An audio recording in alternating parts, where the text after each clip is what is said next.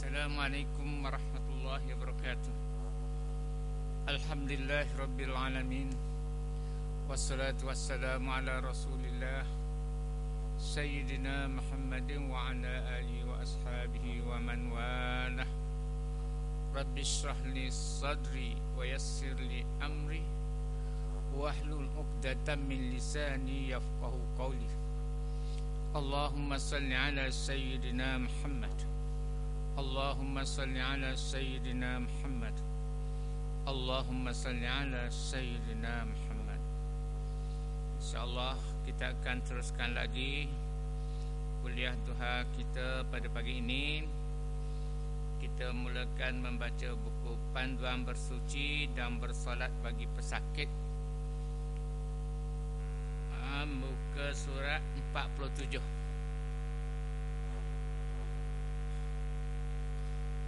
Panduan bersuci dan bersolat bagi pesakit, muka surat 47. Dan tajuk besarnya beberapa masalah berkaitan wanita. Beberapa masalah berkaitan wanita, iaitu haid. Heading kita telah baca, tapi kita ulangi secara laju. Haid ialah darah yang keluar daripada faraj wanita secara normal, secara biasa, secara normal, pada waktu-waktu yang tertentu, dan keluarnya pula pada waktu-waktu yang tertentu.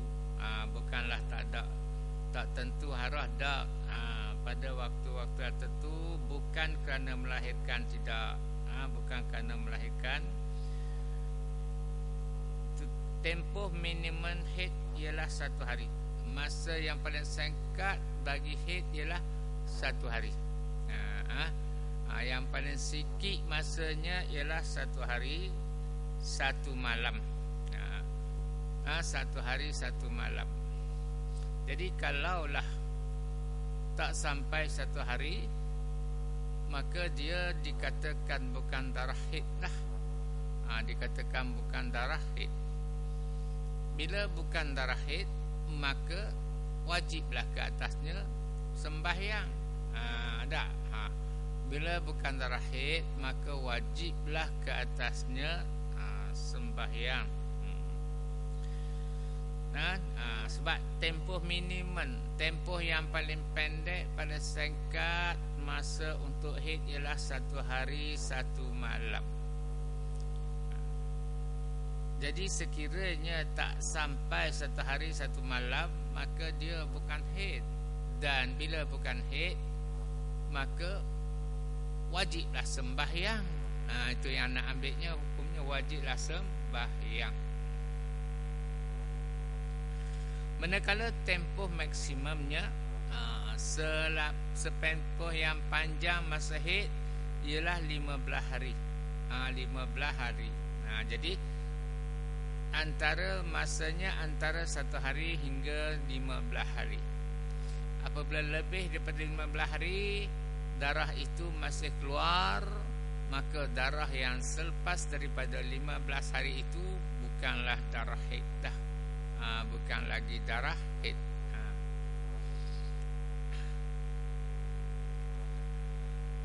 Darah yang keluar setelah tempoh 15 hari adalah darah istihadah. Yang lebih daripada 15 hari adalah darah istihadah. Bila istihadah, maka wajiblah sembahyang. Itu yang kita nak tahu, hukumnya wajib sembahyang. Kemudian yang 3, cecair berwarna kuning atau keruh yang keluar di penghujung haid, jika masih dalam tempoh haid, juga dikira sebagai haid lah.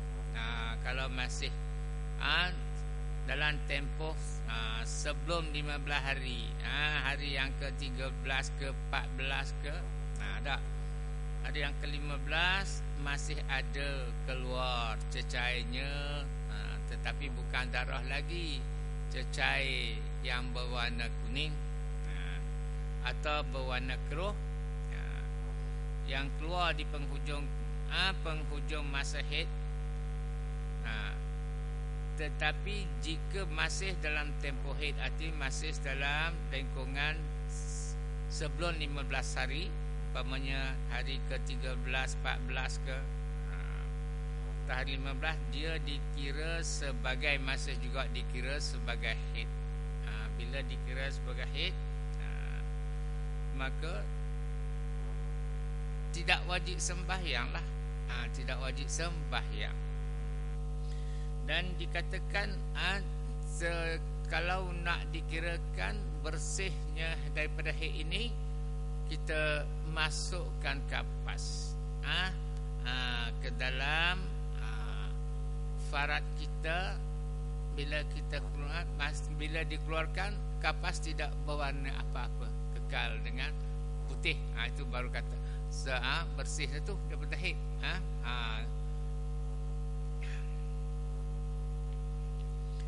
Wanita yang sedang didatangi haid berada di dalam keadaan hadas besar. Oleh itu dilarang sama sekali melakukan solat, puasa, menyentuh mushaf Al-Quran atau membacanya, malaikat berdoa dengan ayat-ayat Al-Quran yang dibaca dengan niat zikir. Malaikat berdoa dengan ayat Al-Quran yang dibaca tapi dengan niat zikir. Ni ulangan sajalah. Jadi mana contoh ayat Al-Quran tak? Rabbana atina fid dunya hasanah wa fil akhirati hasanah wa qina azabannar. Itu adalah ayat Al-Quran, tetapi dibuat sebagai doa. Jadi maknanya kalau dalam haid pun boleh doakan dengan doa itu dan dengan niat zikir, sebab dia asalnya ayat Al-Quran. Solat yang ditinggalkan sepanjang tempoh haid tidak perlu diqada atau diganti, bahkan makruh jika diqada. Kalau nak qada juga tak sedapnya berasa, nak qada juga hukumnya adalah makruh pula. Hukumnya adalah makruh. Puasa Ramadan yang ditinggalkan sepanjang tempoh haid wajib, tapi puasa wajib diqada. Wajib diqada dan diganti. Wajib diqada dan diganti. Sembahyang tidak wajib diqada, bahkan makruh kalau mengqadakannya, hukumnya adalah makruh. Pada dua minggu lepas lah, tentang sembahyang ulangan ni, tak? Hak yang kita anggota kita tidak boleh mengambil wuduk dan tidak boleh bertayamum. Jadi ada pelajar kita tanya lafaz niatnya. Lafaz niatnya dulu saya jawab qadaan, tapi yang terbaiknya dengan niat i'adatan. Usalli, katakanlah nak ganti sembahyang zuhur, nak ulang sembahyang zuhur, usalli fardhu zuhri 4 rakaatin i'adatan. I'adatan, ejaannya alif ain alif, alif ain alif dal ta marbutah. Ta marbutah tu kita kalau orang tak belajar sekolah Arab kita panggil he lah, tapi ada titik 2 butir kan. He kecil. Jadi i'adatan.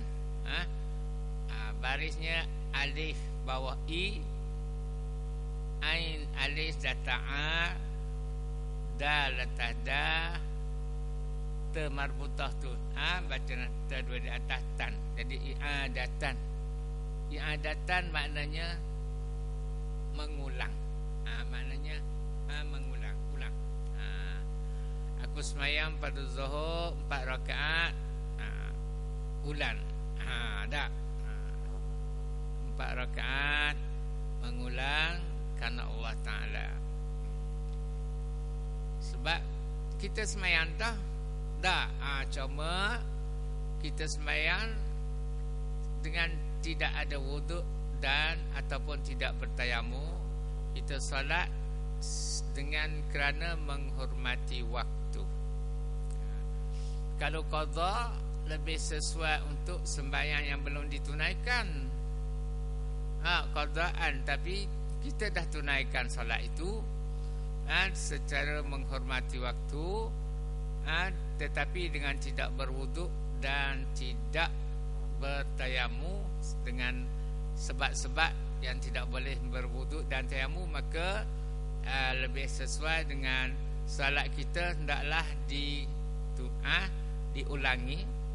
Diulangi, maka niatnya yang lebih baik, lafaz niatnya i'adatan lah, mengulang.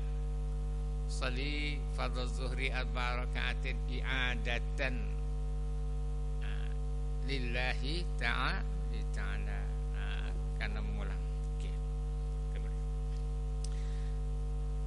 Kemudian seterusnya nifas. Kita ulang sedikitlah, ni kita telah baca minggu lepas. Nifas ialah darah yang keluar daripada faraj wanita bila tu sejurus selepas bersalin, iaitu setelah keluar semua anggota bayi. Darah yang keluar bersama kelahiran bukan darah nifas. Darah nifas ialah darah yang keluar selepas bersalin. Selepas bersalin dalam mana, iaitu ketika semua selepas bayi keluar lah, kita ambil semua anggota bayi keluar, maka darah lepas pada itu darah pun keluar, itu namakan nifas. Ada pun darah yang keluar bersama ketika melahirkan. Darah yang keluar bersama ketika melahirkan belum lagi nama darah nifas. Dia belum lagi nifas, dia bukan darah nifas. Tapi darah nifas ialah darah yang keluar selepas bersalin, iaitu sebaik saja bayi keluar, maka keluarlah darah, maka itu baru dinamakan darah nifas. Adapun darah yang keluar bersama dengan kelahiran, keluar bersama dengan bayi, maka dia bukan darah nifas. Darah nifas ialah yang keluar selepas bersalin, iaitu setelah keluar semua anggota bayi. Darah yang keluar bersama kelahiran bukan darah nifas. Tapi hak yang keluar bersama dengan keluarnya anak itu bukan. Hak yang keluar selepas anak itu dah keluar dah. Dia pun ada masa juga, bagi nifas ni ada masa juga, iaitu tempoh minimum nifas. Tempoh darah nifas yang paling singkat, yang paling sedikit ialah sedetik. Sedetik atau seketika saja, atau mungkin setitik. Dulu saya belajar dalam bahasa dulu kita belajar setitik. Yang paling sikitnya ialah setitik. Ini dia kata sedetik selepas kelahiran, kemudian habis, tak keluar dah. Maka berarti dia ni dah tamat dah nifas. Dah tamat dah nifas. Bila tamat nifas, wajib mandilah. Orang solat wajib didirikan dah. Hak pegangan tu dulu zaman orang dulu, hak tak belajar agama dengan baik, puan dulu kan bukan ada kelas-kelas banyak macam sekarang tau. Kalau untuk pelawak pergi kampung pun sebulan sekali. Zaman tak ada tu. Dia kata dia pakai 40 hari dah. Dia pakai 40 hari barulah kering tak kering pun nanti 40 hari barulah nak mandi, nak sembahyang. Itu dulu. Zaman kelasnya kurang, tempat belajarnya kurang. Cuma dengar apa hak yang tok nenek sebut. Jadi dia kata tempoh minimum nifas ialah sedetik. Sedikit sahajalah, sedikit ataupun setitik mungkin selepas kelahiran. Maka bila lepas tu tak keluar lagi darah, maka berarti dia dah suci daripada nifas. Maka kena mandi dan solat lah. Kebiasaannya tapi kebiasaannya 40 hari. Manakala tempoh maksimumnya 60 hari. Sepanjang masa nifas ialah 60 hari. Kebiasaannya 40 hari. Bila 40 hari kering, maka kena mandilah. Lepas 40 dah. Tapi kalau lepas 40 tak kering lagi, berterusan, masa yang paling panjang ialah 60 hari. Maknanya, jadi selama 60 hari itu, cukup 60 hari barulah kering darahnya, maka itu dikatakan nifas. Dan selama 60 hari itulah sembahyangnya tidak wajib diqadha. Tidak wajib diqadha. Yang kena qadha hanyalah puasa sahaja. Kemudian yang keempat, sekiranya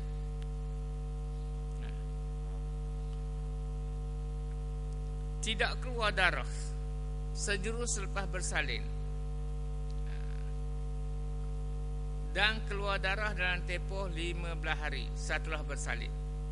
Sejurus bersalin tak keluar, maknanya lepas bersalin 3-4 hari barulah keluar darah. Barulah keluar darah. Okey. Tapi dia kata sekiranya tidak keluar darah dalam tempoh 15 hari. Dalam tempoh 15 hari selepas bersalin dan keluar darah selepas tempoh tersebut, darah tersebut bukan darah nifas. Dia kata sekiranya tidak keluar darah sejurus selepas bersalin, kemudian tak keluar, lepas tu 2 hari tak ada lagi, 3 hari tak keluar darah lagi, dan keluar darah tempoh 15 hari setelah bersalin, tetapi lepas pada tu keluar, tak. Sekiranya keluar itu, katakan lepas bersalin tak keluar, tak. Keluar setitik saja, dia pun mandilah, bersembahyang. Kemudian hari ke-8, hari ke-10 keluar darah. Jadi oleh kerana hari ke-8 itu dalam tempoh 15 hari selepas bersalin, sekiranya darah yang terhenti selepas bersalin tak keluar, kemudian selepas 5 hari ke 10 hari baru keluar darah, maka darah itu dinamakan darah nifas. Sebab dia kata keluar darah dalam tempoh 15 hari setelah bersalin. Setelah bersalin, darah tersebut adalah darah nifas. Maka lambat marilah nifas dia tu, lambat mari, maka masih lagi dikatakan darah nifas lah sekira dalam tempoh 15 hari baru darah itu keluar. Umpamanya hari ke-10 ke baru keluar, maknanya lepas salin tak ada dah, lepas pada setitik tu tak ada dah, dia pun mandilah, sembahyang apa. Kemudian hari ke-10 mari pula darah, maka darah itu masih darah nifas, sebab di dalam masih dalam lingkungan 15 hari, 15 hari bersalin. Dia kata sekiranya tidak keluar darah sejurus selepas bersalin dan keluar darah dalam tempoh 15 hari setelah bersalin, darah tersebut adalah darah nifas. Darah nifas lah, sampailah kepada masanya, sampailah kepada 60 hari selepas bersalin lah. Sekiranya tidak keluar dalam tempoh 15 hari, lepas pada bersalin tu tak ada darah apa, dia pun mandilah. Mandi mengekat puasa kerana bersalin, tak mandi kerana bersalin, bukan mandi kerana nifas. Kemudian tak keluar darah ni, sampai 15 hari pun tak keluar. Kemudian hari yang ke-16 keluar balik darah, tak. Selepas bersalin, selepas tempoh tersebut, jadi hari 16 ke 17 ke baru keluar darah, maka darah itu dikatakan bukan darah nifas. Dikatakan bukan darah nifas. Bila kata bukan darah nifas, maka wajib sembahyang lah. Yang kita nak tahunya hukum wajib sembahyang. Yang tak wajib sembahyang ialah ketika darah ni nifas. Umpamanya dia tak ada keluar darah apa, habis dah keluar, masa nifasnya keluar sejenak saja, kemudian tak keluar, dia pun mandilah, sembahyanglah. Kemudian tiba-tiba semayanglah tiap hari sampai ke hari ke-16 nya keluar balik darah. Nya keluar balik. Oleh kerana darah itu keluarnya selepas daripada 15 hari dah selepas bersalin, maka darah itu bukanlah darah nifas. Kalau sebelum 15 hari baru darah nifas. Kalau selepas 15 hari, iaitu darah tersebut bukan darah nifas. Bila bukan darah nifas, maka dia wajiblah sembahyang.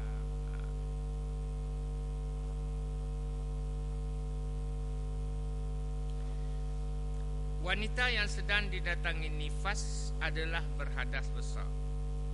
Oleh itu dilarang sama sekali melakukan solat, puasa, menyentuh mushaf Al-Quran atau membacanya. Malaikat berdoa dengan ayat-ayat Al-Quran yang dibaca dengan niat zikir, sebagaimana masa haid dahululah juga.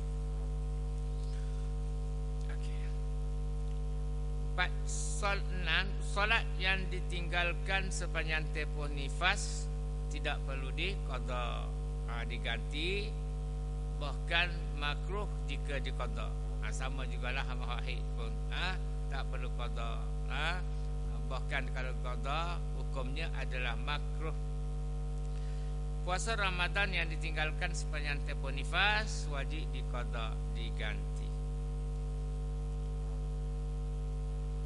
Saya rasa dah faham dah, jelas. Jadi kita masuk pada pelajaran pada pagi inilah, iaitu istihadah.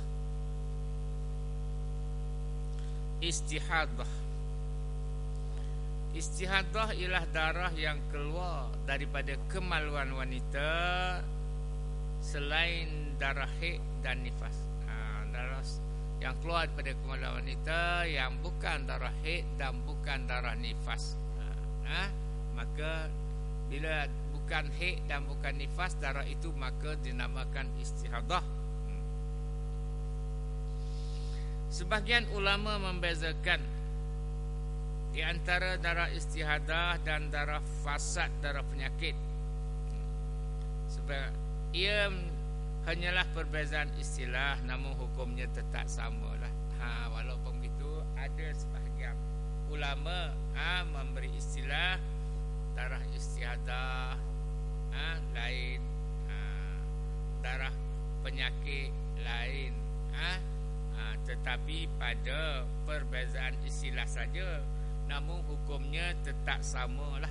Tetap sama, iaitu wajib sembahyang. Wajib sembahyang.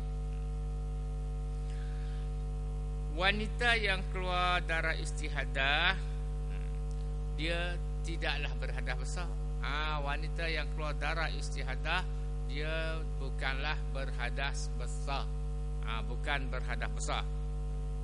Oleh itu, bila bukan berhadas besar, ya wanita yang keluar darah istihadah ini, oleh kerana dia darah istihadah bukanlah dinamakan berhadas besar, oleh itu wajiblah dilakukan solat dan puasa, serta boleh dilakukan ibadat yang lain. Boleh membaca Quran, boleh sembahyang sunat-sunat yang lain. Istihadah ni tidak, dia bukan istilah dia orang yang berhadas besar, tidak. Bahkan dia adalah darah penyakit. Dia adalah darah penyakit, maka wajiblah dia melakukan solat dan puasa, serta juga boleh melakukan ibadat-ibadat yang lain lah, seperti membaca Al-Quran, solat solat sunat dan sebagainya.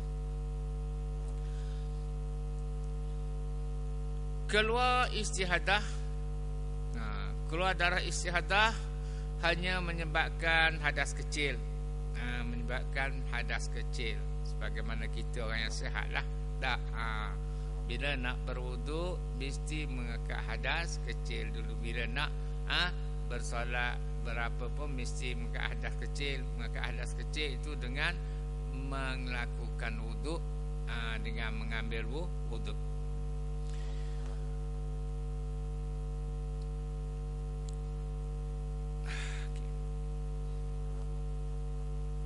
Keluar darah istihadah hanyalah menyebabkan hadas kecil saja. Oleh itu mesti disucikan kemudian berwuduk sebelum solat. Jadi caranya pula, orang ada istihadah ni, dia mesti bersih dahulu darahnya. Bersih dahulu darahnya, kemudian barulah pakai pampers. Sekarang kita pakai pampers lah, istilah sekarang tak ada dah. Selepas itu barulah terus mengambil wuduk. Yang utamanya syaratnya mesti bersih dahulu darah itu, kemudian sudah bersih pakai pampers dan jangan tunggu lama lah, terus mengambil wuduk. Terus mengambil wuduk. Itu kelaan, iaitu keluar dari istihadah hanya menyebabkan hadas kecil. Oleh itu mesti disucikan. Bila dah masuk waktu sembahyang, bersihkan dan kemudian berwuduk. Bila bersihkan, oleh kerana darah istihadah ni dia sentiasa mengalir. Sesudah kita bersih, kita pakailah lamping, pakailah pampers, kemudian terus mengambil wuduk dan salat. Wanita yang keluar darah istihadah secara berterusan, hak ni dia ada kes tak sama dah. Ada setengah tu keluar berti, keluar berti. Ada setengah tu berterusan, berterusan. Wanita yang keluar darah istihadah secara berterusan boleh memilih. Ini satu hukum, satu kemudahan. Boleh memilih untuk melakukan solat fardu pada setiap waktu atau melakukan jamak solat. Hak ni hak yang keluar berterusan lah ni. Hak keluar berhenti, tidak beri memilih, tunaikan solatnya bila masuk waktunya. Dah. Tapi hak yang berterusan ni, duk mengalir sama sikit tapi mengalir tak berhenti. Dah. Wanita yang keluar darah istihadah secara berterusan mengalir, walaupun tak banyak dah, mengalir halus saja. Jadi boleh memilih, boleh memilih untuk melakukan solat fardu pada setiap waktu atau melakukan jamak. Boleh pilih solatnya untuk nak buat pada setiap waktu sebagaimana biasa, ataupun nak jamak, atau melakukan jamak solat seperti yang telah dijelaskan sebelum ini. Mana seperti yang telah dijelaskan sebelum ini, hak dalam hak sakit dulu, hak boleh jamak tu, artinya masuk waktu, dia bersih dah, bersih darahnya walaupun berterusan, bersih, basuh dulu, kemudian pakai pampers cepat-cepat, ambil wuduk, bolehlah disolatnya secara jamak. Kalau dia pilih, diberi pilih sama ada nak solat satu waktu ataupun secara jamak, sama ada jamak takdim ataupun jamak takhir bagi sembahyang yang boleh dijamakkan lah, iaitu zuhur dengan asar, maghrib dengan isya.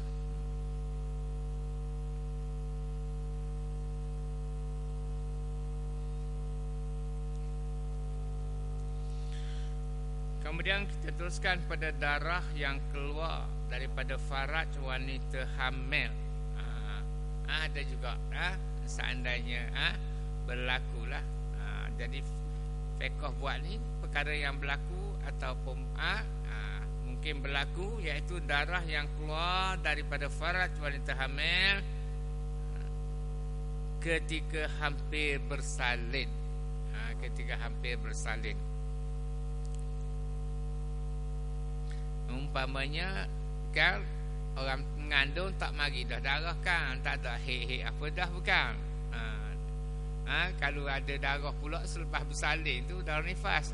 Tetapi ada juga kes, ada juga kes 2-3 hari lagi nak bersalin keluar darah.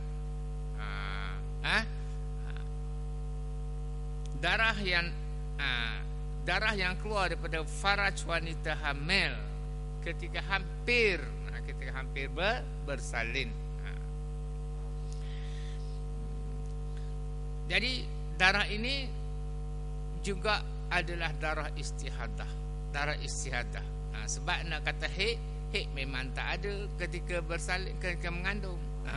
Nak katakan nifas adalah darah yang keluar selepas bersalin. Ni belum bersalin. Belum bersalin. Kat nak bersalin keluar darah. Jadi darah ini adalah darah istihadah. Bila kata istihadah, dia wajib sembahyang lah. Bila kata istihadah, dia sampai masuk waktu sembahyang, dia bersihkan lah, pakai lampin dan mengambil wuduk, teruslah sembahyang. Darah ini adalah darah istihadah dan tidak menyebabkan hadas besar. Bukan menyebabkan hadas besar. Sebab bila kata istihadah, hadas kecil sahaja. Tak beranak lagi, tiba-tiba keluar darah. Doktor jangkaan 3 hari lagi ke 2 hari lagi akan bersalin, tapi tiba-tiba mari darah, keluar darah. Maka oleh kerana darah itu keluarnya sebelum bersalin, dia bukanlah nifas. Maka dinamakan istihadah. Nak kata haid, bukan haid. Sebab haid tidak ada ketika wanita mengandung. Maka kerana itu walaupun dekat nak bersalin dah keluar darah, oleh kerana darah itu belum lagi pada hari bersalin, maka dikatakan dia adalah darah istihadah. Bila istihadah tidak menyebabkan hadas besar lah, artinya wajib bersolat lah. Sekiranya keluar darah setelah masuk waktu solat, sekiranya keluar darah setelah masuk waktu solat dan berlalu kadar masa yang mencukupi untuk bersuci dan solat tanpa sebarang keuzuran, wajib ditunaikan solat waktu tersebut. Sekiranya tidak ditunaikan dalam waktunya, wajib diqadha. Iaitu bagi istihadah lah ni. Sekiranya darah keluar setelah masuk waktu solat,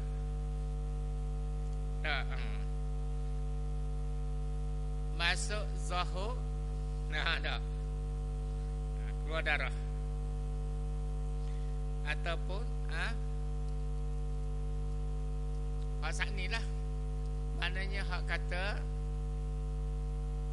dekat hari nak melahirkan dah lah, anggaran 2-3 hari lagi, doktor jaga 2 hari lagi awak akan bersalin,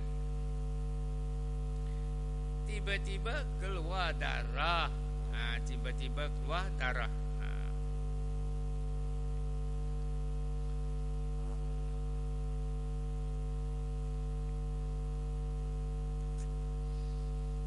Keluar darah dan kebetulan dah kebetulannya zuhur nak habis dah, dia tak sembahyang zuhur lagi. Kebetulan zuhur nak habis dah, tak sembahyang zuhur lagi. Maka Oleh kerana dia bukan haid bukan nifas, kena pergi basuh segeralah. Kena basuh segera. Sudah basuh pakai pamper, ambil wuduk, memang dah lagi lah nak semayang, dah lagi tu nak semayang 4 rakaat tu. Maka mencukupi untuk bersuci dan solat tanpa sebarang keuzuran, maka wajib ditunaikan solat waktu tersebut. Wajib ditunaikan solat waktu tersebut. Sekiranya tidak ditunaikan dalam waktunya, wajib diqadha. Kalau dia dua main, kalau masa terbit darah tu, ini dah aku tak bersalin lagi, mari dah darah. Bukan haid, bukan nifas lah ni.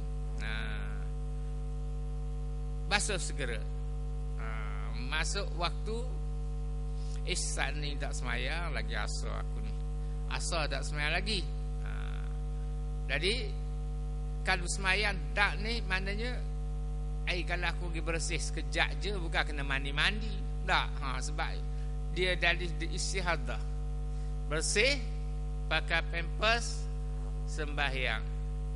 Maka dan sembahyang, kena sembahyang lah.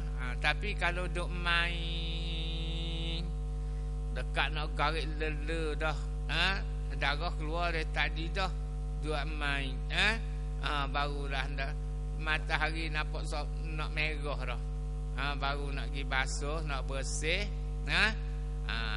Sedangkan dia keluar darah sejam dah, sejam dah keluar, duk main, duk main. Allah, baru tinggal asar aku ni, patut wajib kena sembahyang. Bapa duk buat dede gini, barulah pergi basuh. Pergi basuh pakai pampers, tiba-tiba sudah ambil wuduk maghrib. Maka sembahyang ini wajib diqadha. Sembahyang ini wajib diqadha. Sebab masih ruang tu masih ada. Kalau dia buat selalu tu masih ada, boleh dang lagi. Untuk sembahyang tu tak dah masuklah waktu maghrib. Tapi ada kerana dia buat main, sedangkan masuk darahnya keluar sejam dah ataupun 40 minit dah, dia buat main. Bila buat main, rasanya wajib qadha. Aku ni kena sembahyang, barulah pergi basuh, pakai paper, ambil wuduk, bang garik dah. Maka sembahyang asalnya tadi wajib diqadha. Okey. Sekiranya keluar darah setelah masuk waktu solat dan berlalu kadar masa yang mencukupi untuk bersuci dan solat tanpa sebarang keuzuran, wajib ditunaikan solat waktu tersebut. Sekiranya tidak ditunaikan dalam waktunya, wajib diqadha. Terang tadi tak?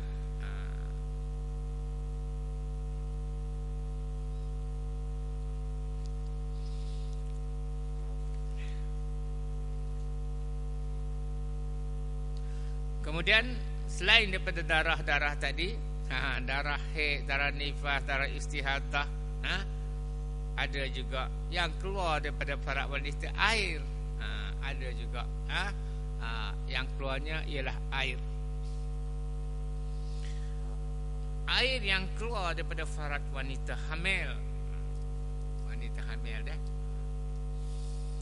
Air yang keluar daripada faraj wanita hamil ketika hampir bersalin.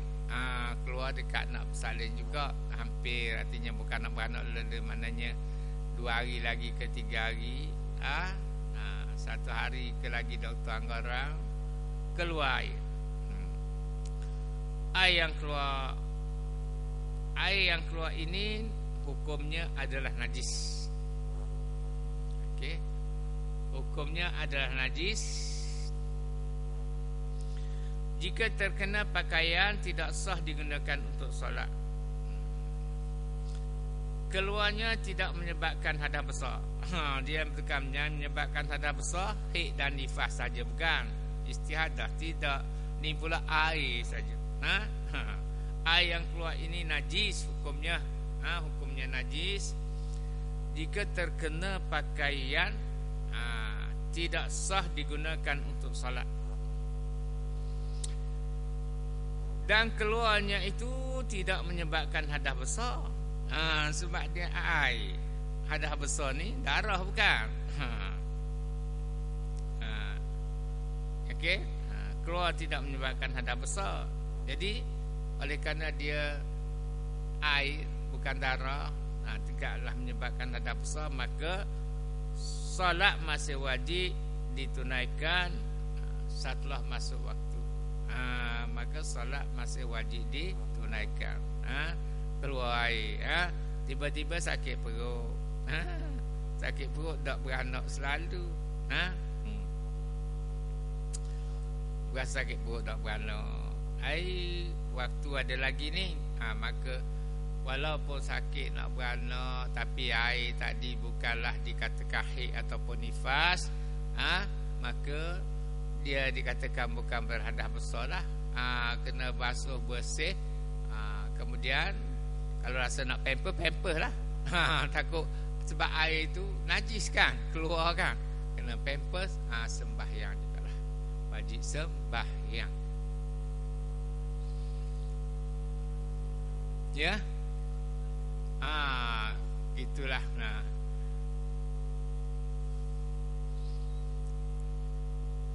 Air yang keluar ini najis jika terkena pakaian tidak sah digunakan untuk solat.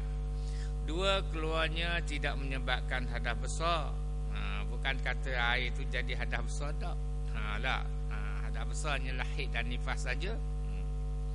Solat masih wajib ditunaikan setelah masuk waktu. Masuk dah waktu, tak beranak lagi, air keluar, maka wajib kena tunai solat. Wajib kena tunai solat. Setelah masuk waktu solat, cari waktu yang sesuai lah. Ketika air berhenti keluar, walaupun di akhir waktu, dekat masuk maghrib dah baru berhenti air, bersuci seperti biasa dan tunaikan solat. Basuhlah. Jika air berterusan sehingga hampir habis waktu solat, duk keluar sampai nak habis waktu dah, kena jugalah bersuci seperti biasa dan gunakan lampin lah. Sebab dia tu najis kan. Dia tu najis. Najis macam darah juga. Maka walaupun dia air, maka dia najis macam darah juga.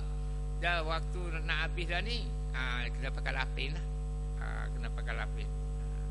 Jika air berterusan keluar sehingga hampir habis waktu solat, bersuci, artinya basuh seperti biasa dan gunakan lapin.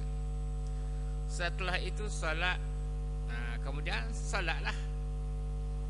Dan tidak mengapa jika air berterusan keluar ketika solat, sebab pakai lapin dah. Tak kena kain semayang apa. Solat adalah sah dan tidak perlu diulang. Nak tahunya solat itu adalah sah dan tidak perlu diulang.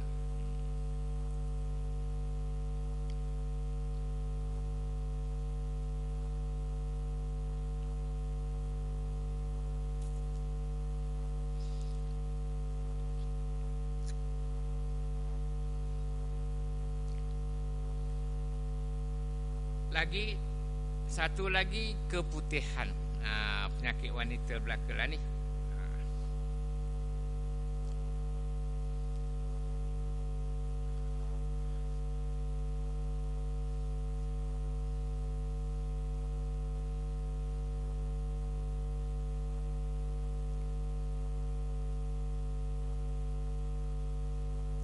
Keputihan. Okey.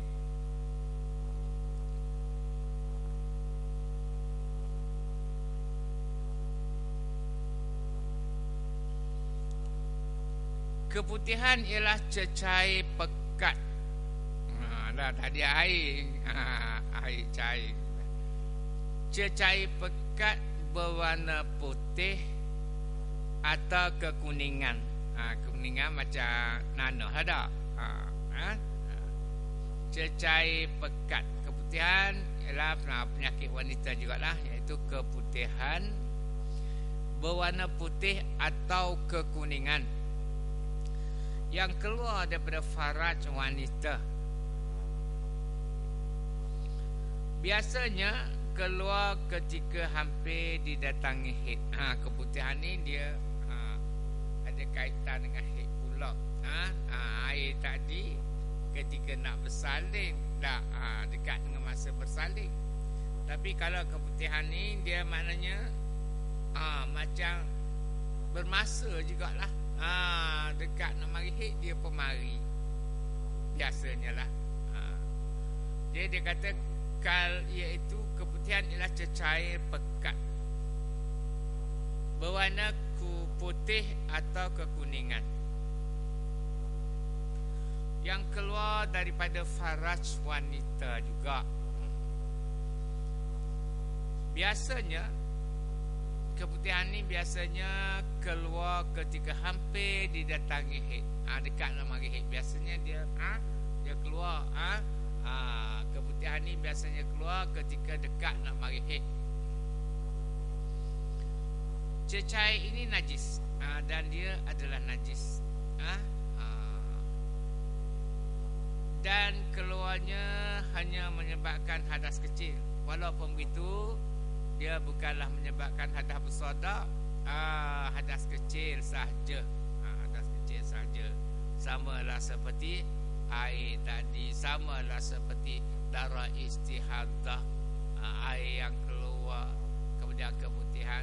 Dia bukan menyebabkan hadas, dia hanyalah menyebabkan hadas kecil sahaja. Oleh itu, bila kata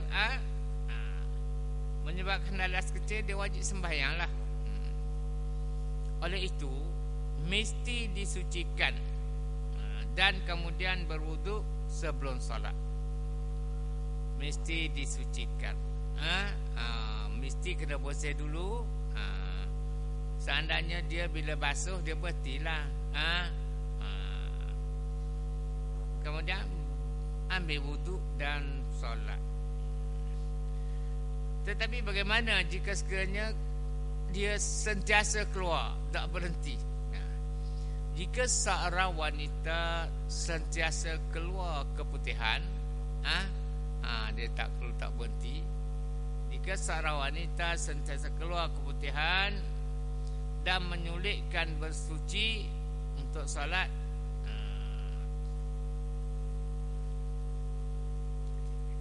jika seorang wanita sentiasa keluar keputihan dan menyulitkan bersuci untuk solat, keadaannya sama seperti orang yang mengidap penyakit kencing atau istihadah berterusan, boleh memilih untuk menunaikan setiap solat fardu pada waktunya atau melakukan jamak solat seperti yang telah dijelaskan. Jika seorang wanita sentiasa keluar keputihan,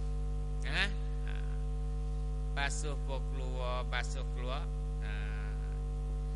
jadi menyulitkannya lah bersuci untuk solat. Sebabnya duk tak berhenti. Basuh-basuh keluar, basuh-basuh keluar.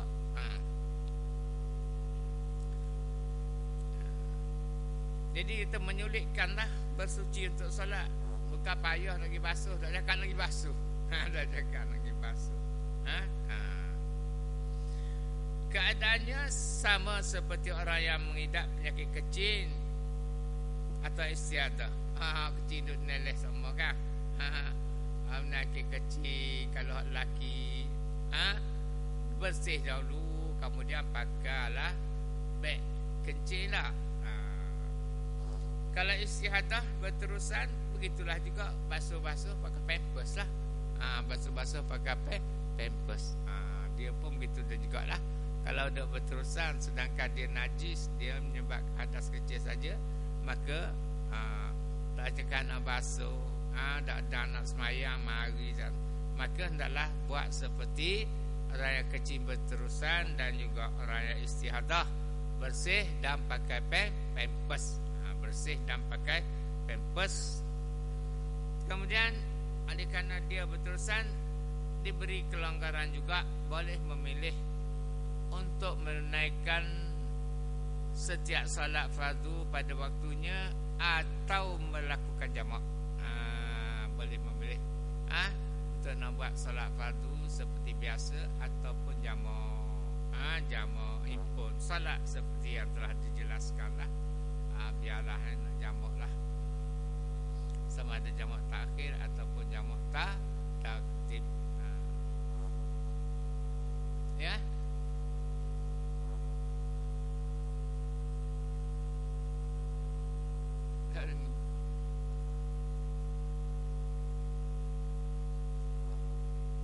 Pertama,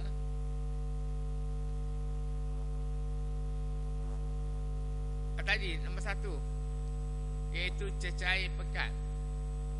Apa dia?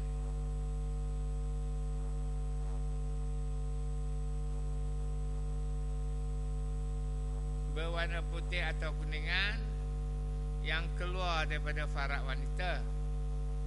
Biasanya keluar ketika hampir datangi dekat nak mari haid lah dia keluar ni biasanya. Itu dinamakan penyakit keputihan.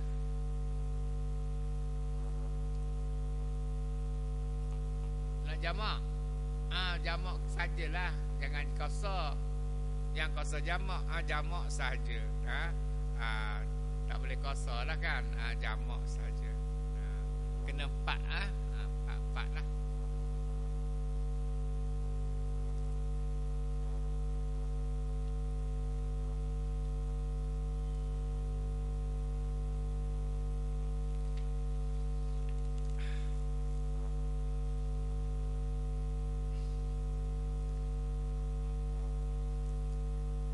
Kemudian satu lagi, keguguran. Ini perkara lah penyakit biasa yang dihadapi oleh wanita. Keguguran. Keguguran ialah darah yang keluar setelah keguguran adalah darah nifas. Dia bangkitkan lagu mana darah yang keluar selepas gugur ni. Keguguran semua orang tahulah. Tapi darah yang keluar selepas daripada keguguran itu adalah darah nifas. Bila kata nifas, ada waktunya. Paling sedikit seketika dan paling panjangnya 60 hari. Dan yang ghaliknya 40 hari. Darah yang keluar setelah keguguran adalah darah nifas. Sama ada dia kata yang gugur itu janin yang sempurna sifatnya, sama ada gugur tu anak hak cukup sifat dah hak cukup sifat dah, atau yang tidak sempurna sifatnya seperti ketulan daging, masih berupa seketul daging lagi, atau gumpalan darah ataupun stokor darah beku. Dia mengandung, tahulah mengandung, tak ada tahik apa. Tiba-tiba 2 bulan gugur. Yang gugur yang keluarnya adalah seketul darah beku. Baru dah.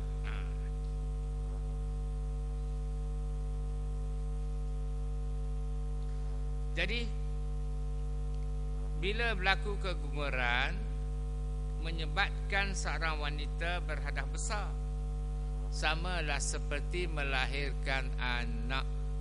Samalah seperti melahirkan anak. Iaitu selepas berlaku keguguran, darah keluarlah, sentiasa keluar. Maka darah itu namakan darah nifas juga. Bagaimana darah selepas bersalin, bersalinlah, walaupun kegugurannya adalah seketul darah ke ataupun seketul daging saja baru, belum lagi berupa sebagai anak pun maka dia dikatakan berhadas besar, dan darah yang keluar selepas daripada gugur itu dinamakan darah nifas. Dinamakan darah nifas, mengikut cara nifas lah, iaitu sepanjang-panjang darah nifas itu 60 hari. Katakanlah selepas 10 hari gugur tak, darah berhenti, maka dia kena mandilah, dan sembahyang seminggu tu baik pula darah, masih lagi nifas, dia tak perlulah sembahyangnya, rehatlah, sehinggalah darah itu berhenti, maka dia pun mandilah keadaan besar, dan wajiblah kena solat pula. Jadi kalau darah berhenti, dia tak mandi, tak apa, baru 30 hari ni, darah berhenti dah, tak sampai 40 lagi ambil adat, tak payah mandi lagi lah, tak payah sembahyang dah. Bila darah berhenti, maka wajiblah mandi dan wajibkan dirikan solat. Kalau kita tak solat, nak cari cukup hari 40 hari, sedangkan darah berhenti dah 30 hari berhenti dah, ataupun 40 hari baru berhenti, masa ada 60 hari sepanjang masa nifas, tak sembahyang juga. Lepas pada 40 hari tak mandi, tak sembahyang, sedangkan darah kering dah, tak mari-mari dah, maka 60 hari baru nak mandi, maka khok 20 hari itu wajib qada. Sembahyang 20 hari itu, ketika darah tak mari itu wajib qada dah, sebab darah tu kering dah, dia kering dah daripada nifas.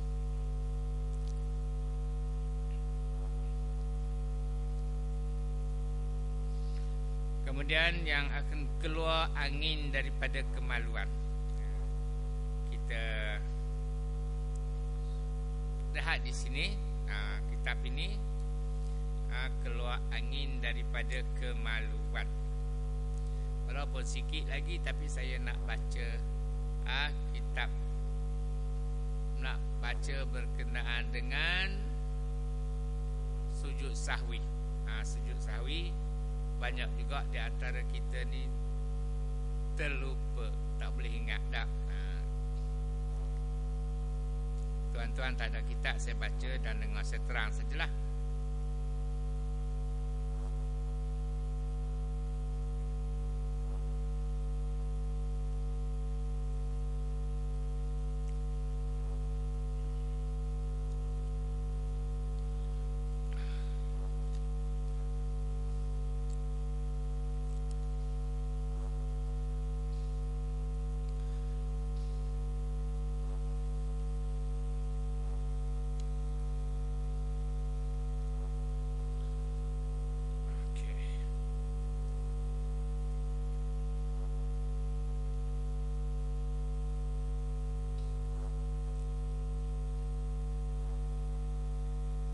Disunatkan sujud sahwi bagi masalah-masalah berikut.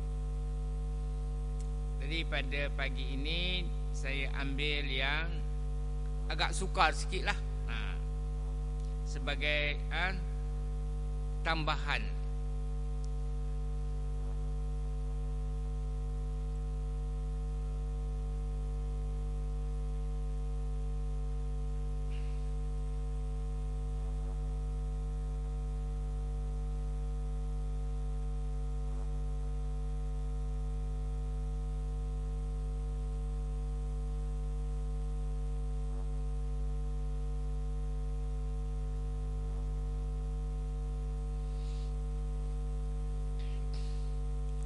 Okey. Dia kata jika ditinggalkan tasyahud awal, tayat awal jika ditinggalkan tasyahud awal, ni kata kita sembahyang seorang lah ni, berdiri kira-kira sampai kepada hak yang melebihi hak rakaat.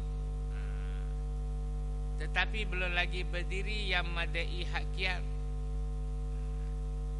Tinggal tahiyat awal dah. Bangun Allahu Akbar. Tak tinggal tahiyat awal. Berdirilah. Okey. Kira-kira kata sampai kepada had melebihi hak rakaat. Jika tinggalkan tasyahud awal lalu berdiri kira-kira sampai kepada hak yang melebihi hak rakaat, tetapi belum lagi berdiri yang madai hak qiyam. Bangun dah.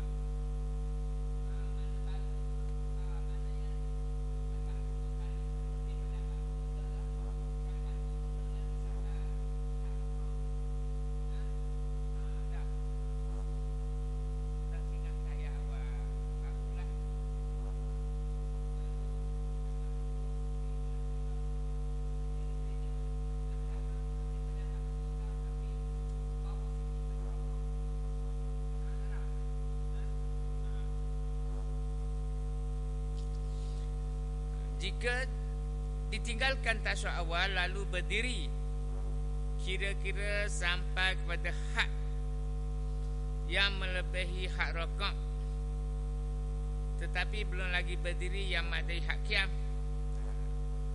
maka kena sujud sahwi. Kena sujud sahwi.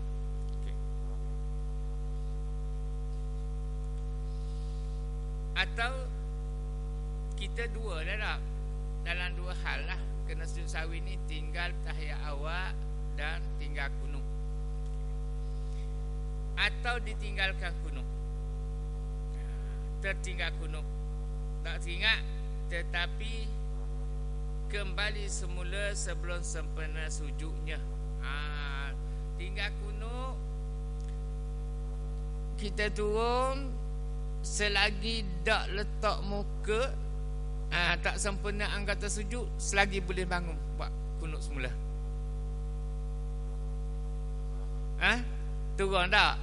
Kata skala tu hak yang tak nak sampai setara tu, sampai letak sampai nak letak lutut teringat bangun. Yang palingnya maknanya letak lutut, letak tangan dah. Tapi muka je dah letak lagi. Satu lagi anggota sujud tak sempurna, masih lagi boleh bangun, buat kunut kembali. Buat kunut dan kena sujud sahwi. Kena sujud sahwi.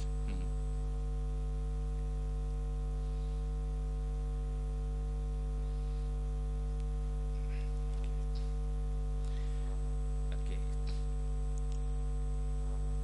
Bagi seorang imam, kita sembahyang beriman ataupun orang yang sembahyang bersendirian, jika ia kembali kepada kunut sedangkan ia sudah hampir kepada sujud, atau kembali kepada tasyahud awal sedangkan ia sudah hampir kepada qiyam, maka kedua-dua itu membatalkan sembahyangnya jika ditinggalkan kedua-dua itu kunut atau tasyahud awal dengan sengaja.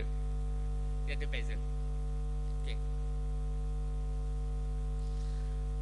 Saya terang balik. Tertinggal tasyahud awal. Okey. Kita pun akadlah punggung nak berdiri tak?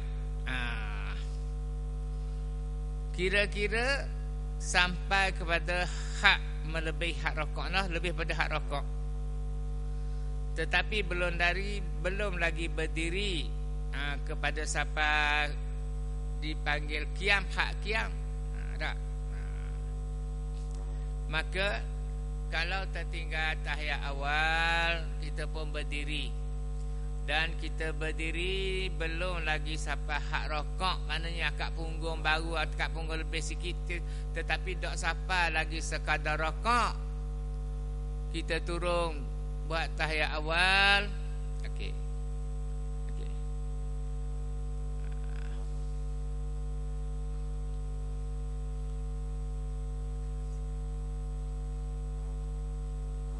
Maka kalau dan siapa hak rokok turun buat tahiyat awal, tak kena sujud sahwi. Tidak dikenakan sujud sahwi. Okey. Tapi kalau bangun tinggal ni lebih pada hak rokok dah. Sampai kepada hak rokok. Dah. Makna lebih pada rokok lah, kita kata dekat pokok sabuk dah lah. Tak teringat, turun balik. Bila turun balik buat tahiyat awal, oleh kerana lebih daripada hak rokok dah, maka kena sujud sahwi. Ada perbezaan di situ dah. Ni nak kita faham ni. Kalau tinggal tahiyat awal, kita bangun akad punggung, dan bangun kita tu tak sampai lagi sekadar hak rokok. Tak sampai lagi sekadar hak rokok. Nanti dulu.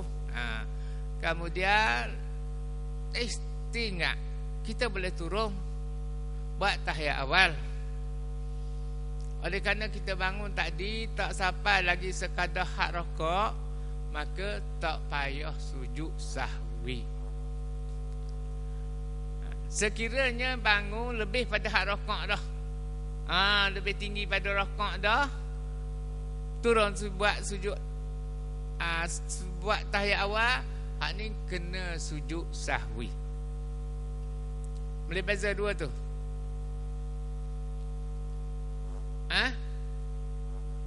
Hak rokok pandas dirilah kita rokok tak ke mana. Kan rokok kat mananya kita bangun tu Allah ya.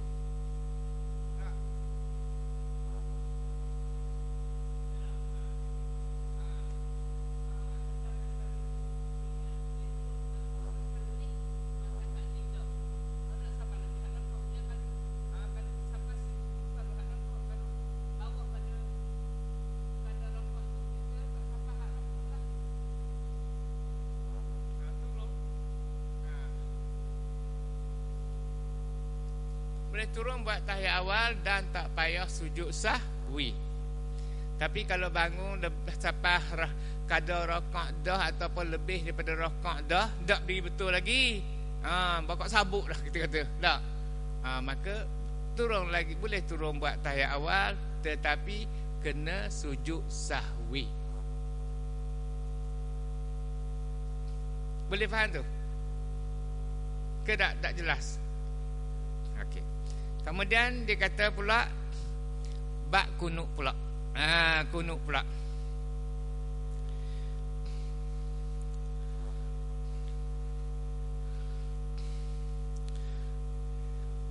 Tapi kalau kita berdiri betul dah, berdiri tegak dah, masuk pada hak qiyam dah, tak boleh turun dah lah. Tak boleh turun. Kemudian kena ganti dengan sujud sahwi lah. Kalau kita sampai kepada berdiri betul dah, pergi turun balik, maka batal sembahyang. Ada tiga tiga tahap lah tu. Tinggal tahiyat awal dah. Bangun baru akad punggung, teringat boleh duduk buat tahiyat. Bangun dah lebih pada akad punggung dah, tetapi tak sampai lagi sekadar rokok, boleh turun. Tak payah sujud sahwi juga. Bangun lebih pada hak rokok dah, bakok sabuk dah, boleh lagi turun, tetapi kena sujud sahwi. Kalau bangun berdiri tegak dah, masuk hak qiyam dah, tak boleh turun dah. Kalau turun batal sembahyang. Jadi dah tak buat dah, tak apa dah, boleh ganti dengan sujud sahwi lah. Bila berdiri qiyam dah tegak dah, tak boleh nak turun dah. Kalau turun lagi jadi batal sembahyang. Okey.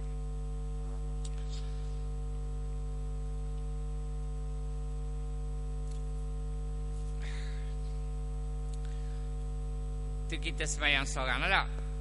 Okey. Bagi seorang imam, bagaimana pula atau orang yang sembahyang bersendirian? Kita susah bagi iman ataupun kita yang sembahyang seorang ni, Ni tadi. Kemudian bab kunut pula.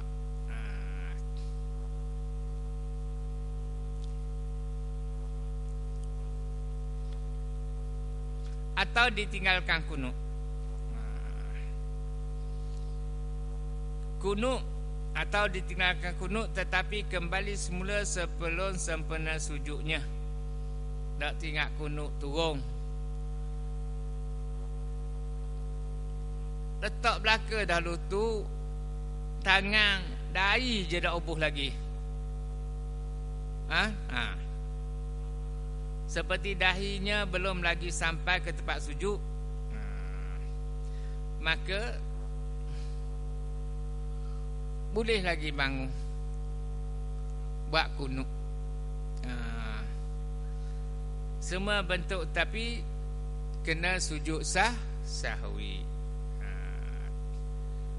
Sebab terlupa ni, sebab terlupa.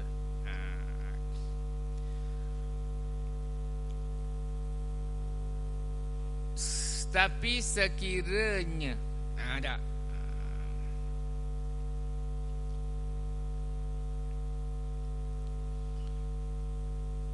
sengelen dah tak mau buat. Tak mau aku ngelen tak mau buat tahiyat awal. Nak ganti dengan sujud sahwi. Bangunlah.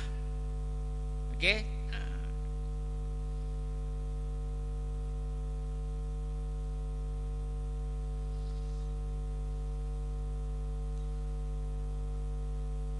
Dia sengelen dah, bangun. Okey.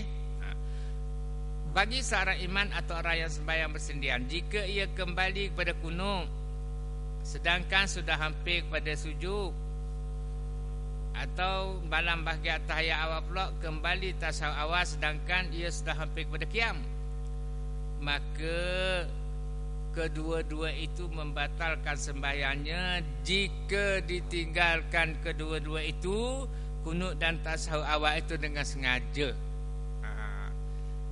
Tak berbuat. Memang niat tak berbuat dah tahiyat awal ni. Memang niat tak berbuat dah tahiyat awal, bangunlah.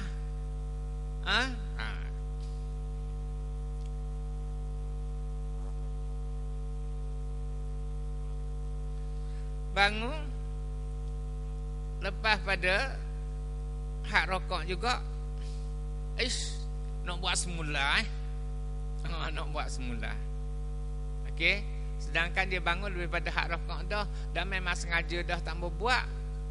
Dah. Bangun dah lah. Tiba-tiba berasa nak buat semula, duduk semula. Okey.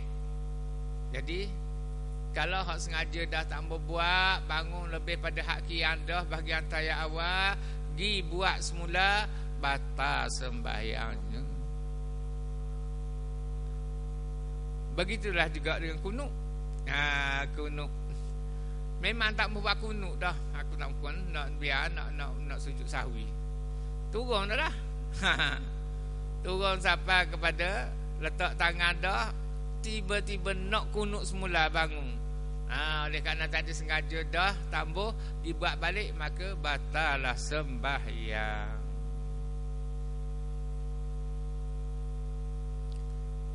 Boleh Boleh faham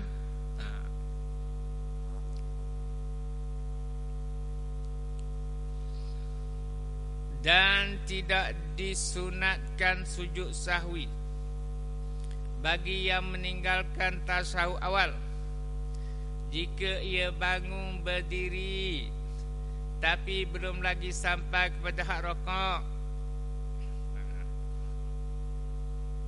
Tak sunat sujud sahwi, tak payah sujud sahwi lah. Dah terlupa ni, bukan sengaja terlupa. Dia ayat semula bangun dah tapi tak dah sampai lagi hak rokok dah, pas pada kat punggung saja ataupun dekat dah nak rokok, tak sampai hak rokok, turun buat balik. Tak payah sujud sahwi. Tak sunat sujud sahwi. Yang kenanya lebih pada hak rokok dah.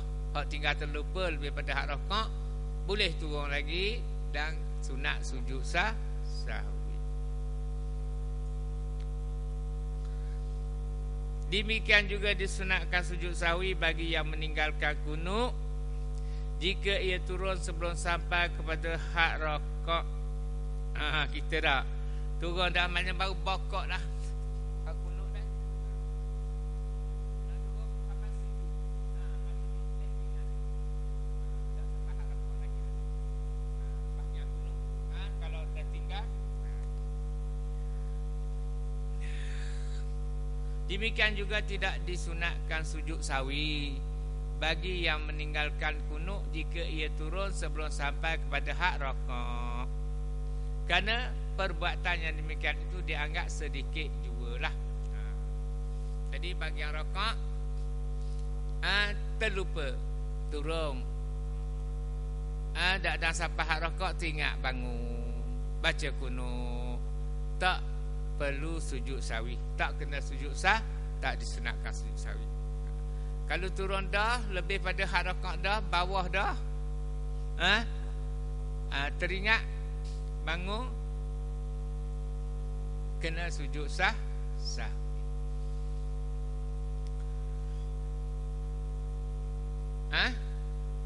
Tak buat. Jadi mana markah tu kau kurang lah. Habislah markah tu. Sembahyang sah sebab benda hak sunat ni tidak membatalkan sembahyang. Tak buat perkara sunat tidak membatalkan sembahyang. Tapi markah tu walau sunat, walau wajib, walau rukun, semuanya ada markah. Semuanya ada markah. Tinggal hak sunat tak membatalkan sembahyang, tapi mengurangkanlah pahalanya. Mengurangkan pahalanya. Ya? Tak ada tangan sebelah. Ibaratkan macam kita tak ada tangan sebelah, hidup juga, tapi comel lah orang panggil tak. Begitu. Okey.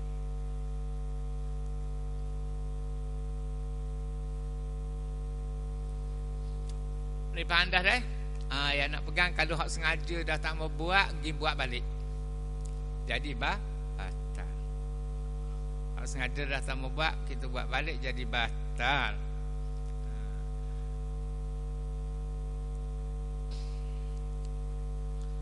Lagi bagi seorang makmum pula, kita sembahyang beriman, tiada pilihan selain wajib kembali mengikut imam lah di mana dia berada.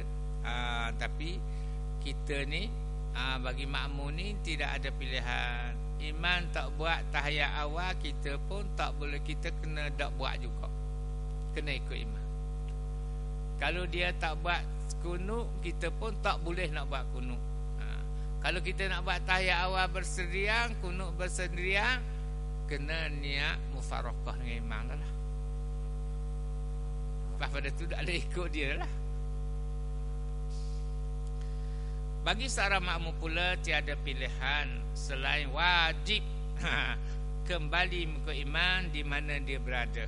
Imam buat, kena ikutlah. Kalau imam tak tahiyat awal, kita pun kena ikut imam tak tahiyat awal juga. Kalau imam tak kunut, kita kena ikut imam pun tak buat kunut juga.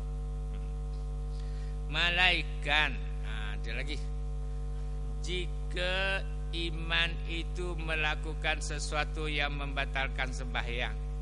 Malaikat, jika iman itu melakukan sesuatu yang membatalkan sembahyang, seperti sudah betul dah kianya hak tinggal tahiyat awal ni, tak imam pun bangun. Bila bangun kita ikutlah tak imam bukan. Tak imam bangun berdiri dah lah, beri tegak dah.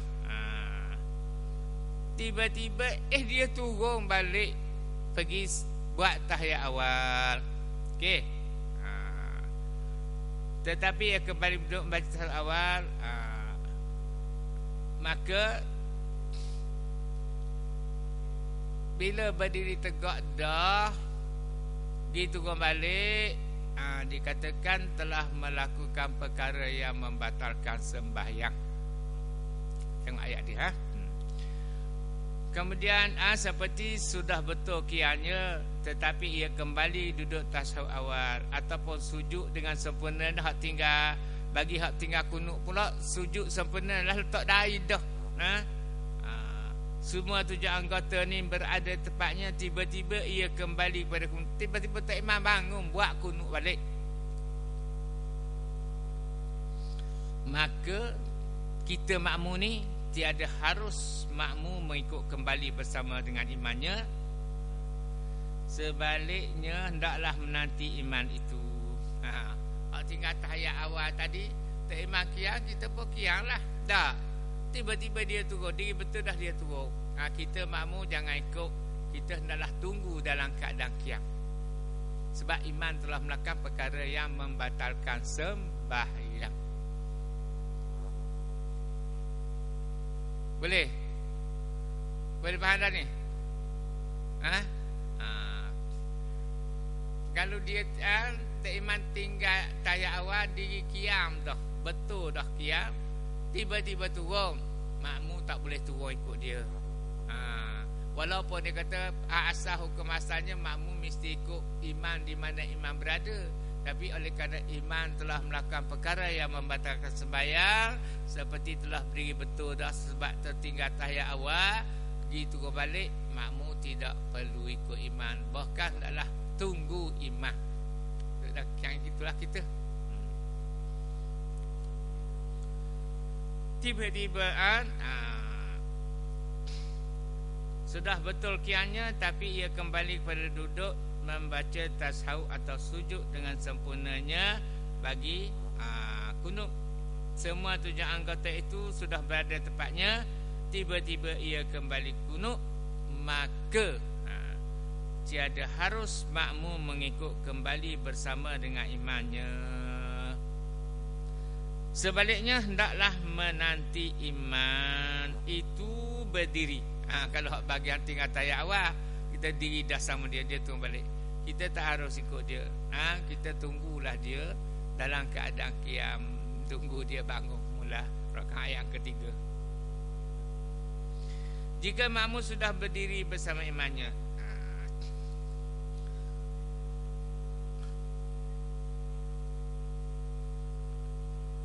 ya, qiyam,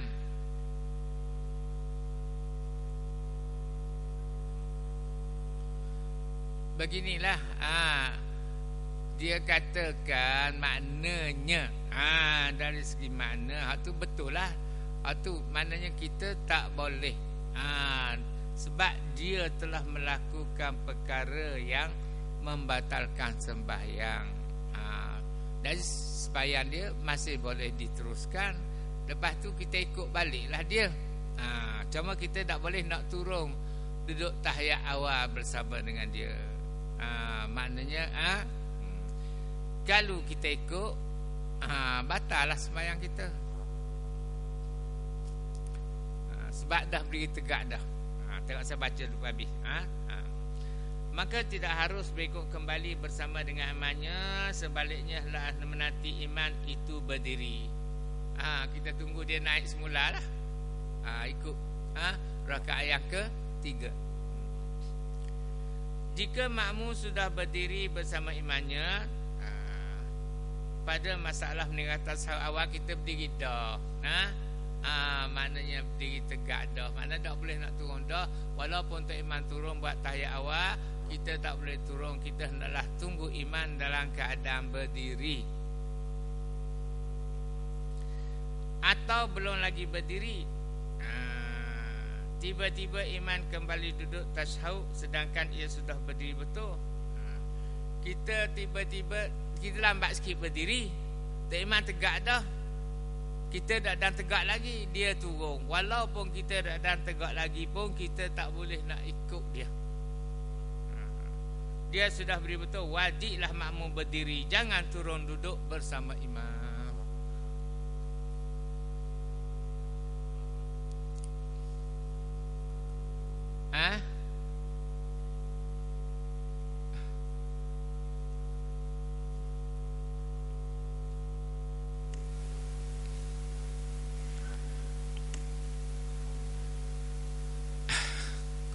Hukum dia gitu.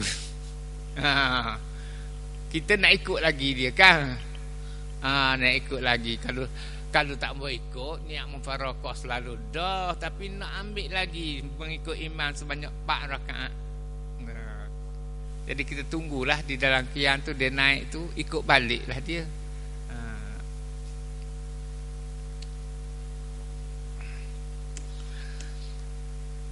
Demikian juga imam sujud,